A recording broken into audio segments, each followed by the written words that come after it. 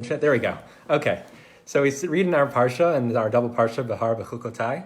It says in Bechukotai, "Speak to the Israelite people and say to them, when anyone explicitly vows to the Lord the equivalent for a human being, the following scale shall apply." And then the Torah elaborates on a whole scale of different values for different groups of people. So it says for a man from 20 to 60 years of age, 50 shekels of silver. For a woman from 20 to 60 years of age, 30 shekels of silver. And then for a boy, 5 to 20, and a girl that age, 10. And then for 1 month old to 5-year-old, 5 and 3. And then for a man, 60 years old, 15. And for a woman, 60 years old, 10. So the assigning of values to people is it's a difficult and strange kind of topic. And it sounds strange to our ears, I think. I think the language in these verses rubs up against our modern sensibilities, assigning numbers based on age and gender. And furthermore, it seems to contradict the most basic Jewish ethic that we're all very familiar with, namely that every human life is infinitely valuable. This law outlined here in Parshat Bechukotai definitely falls in the category of a chok, a law which we cannot fully understand the meaning or the reason behind. But I want to take a deeper look and try to make some sense of it. The context of these valuations is when someone makes a vow to offer to the temple the equivalent of a human being. He says something like, I offer the value of myself, or I offer the value of my son or daughter. I think that what we can decipher is what this law is not about. So this is not saying that an individual life can be assigned a monetary value. We know this for certain because of some other laws that reject putting a precise value on life. So, for example, the person who commits willful homicide in biblical law is subject to the death penalty, and no amount of payment to the bereaved family or the community can come to replace this punishment. And what about damages? Halakha goes well beyond just physical loss.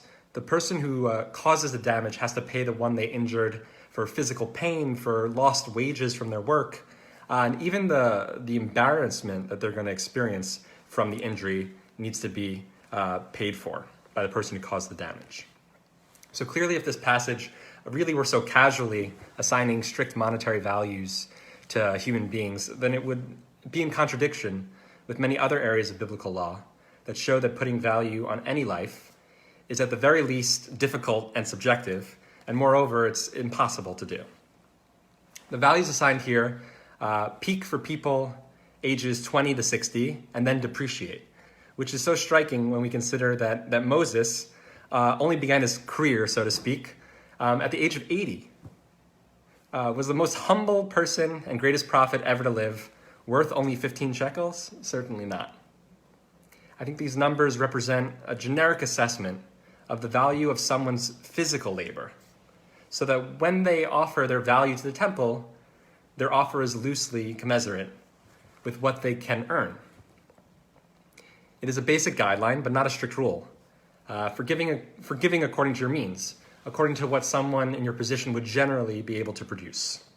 But because a person doesn't have to say, I offer my value to the temple, this is a choice to begin with, they could just simply choose to give more. All this is to say that at first glance, one could see this passage and be troubled by what appears to be the assigning of monetary value to human beings. But in reality, this text does not suggest that one's intrinsic value is at all based on gender or age or any characteristic. Rather, this passage is a means of giving someone the opportunity to feel that he or she is donating according to what he or she is capable of, so that a person can experientially give of themselves to God.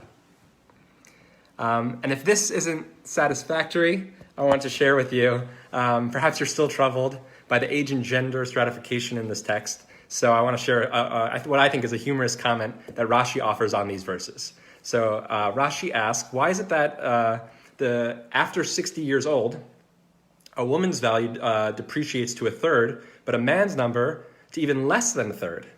Why is there a difference in this depreciation? And to answer that question, Rashi offers this quote from the Talmud.